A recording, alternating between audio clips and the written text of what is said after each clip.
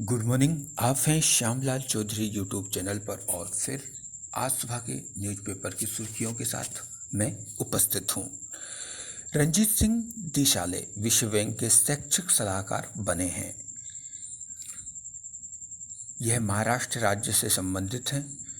ये जून 2021 से 24 तक सलाहकार बने रहेंगे।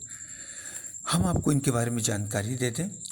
ये 2020 में इनको ग्लोबल टीचर पुरस्कार मिला था, जिसके तहत इनको 7 करोड़ रुपए मिले थे। इसकी आधी राशि इन्होंने शिक्षा के विकास में खर्च कर दी थी। चीन ने 3 से 17 वर्ष के बच्चों को सिनोवेक बायोटेक के टीके आपातकालीन मंजूरी दे दी है। ऐसा करने वाला चीन विश्व का पहला देश है जो 3 से 17 वर्ष के बच्चों को कोविड टीके की आपातकालीन मंजूरी दी है। G7 वित्त मंत्रियों की बैठक ब्रिटेन में आयोजित की गई। इसमें बहुराष्ट्रीय कंपनियों को जहां पर वे व्यापार करती हैं वहां पर उन्हें एक उचित टैक्स देना होगा। इस प्रकार का निर्णय लिया गया।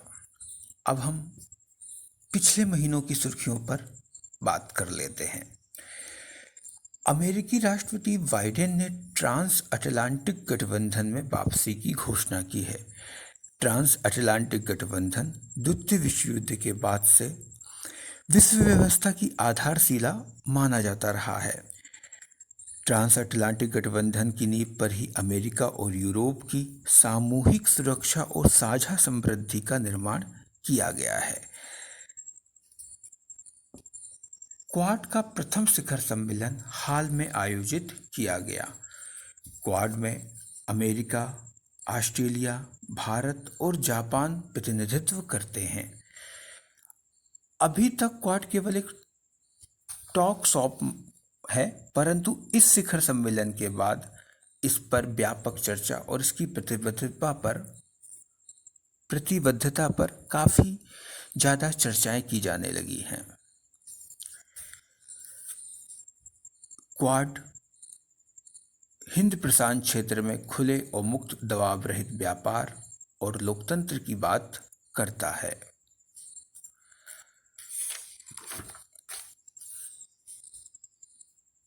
वित्तीय कार्यवाही कार्यबल ने पाकिस्तान को ग्रे सूची में बनाए रखा है।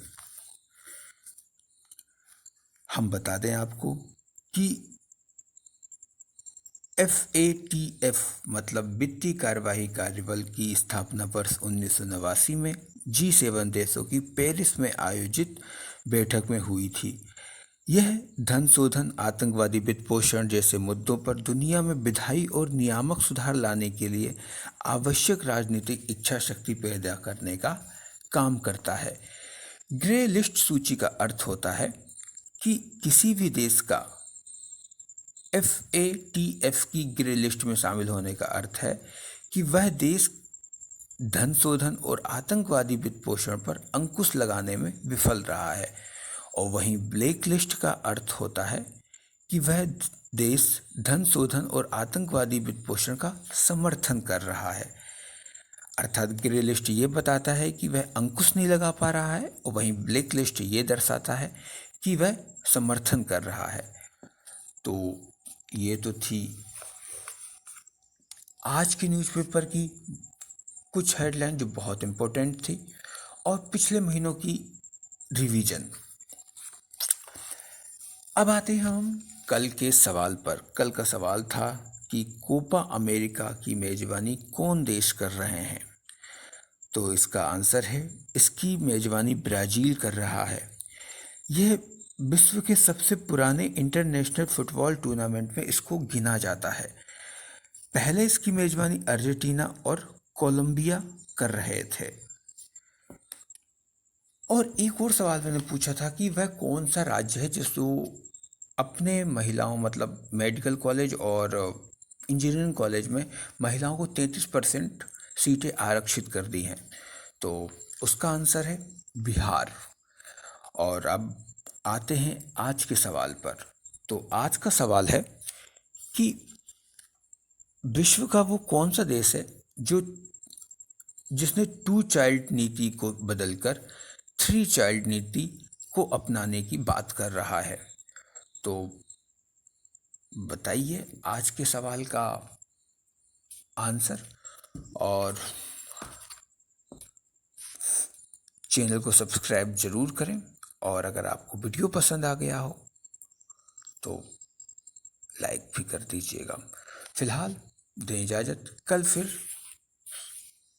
सुर्खियों के साथ फिर हाजिर होऊंगा। इजाज़त।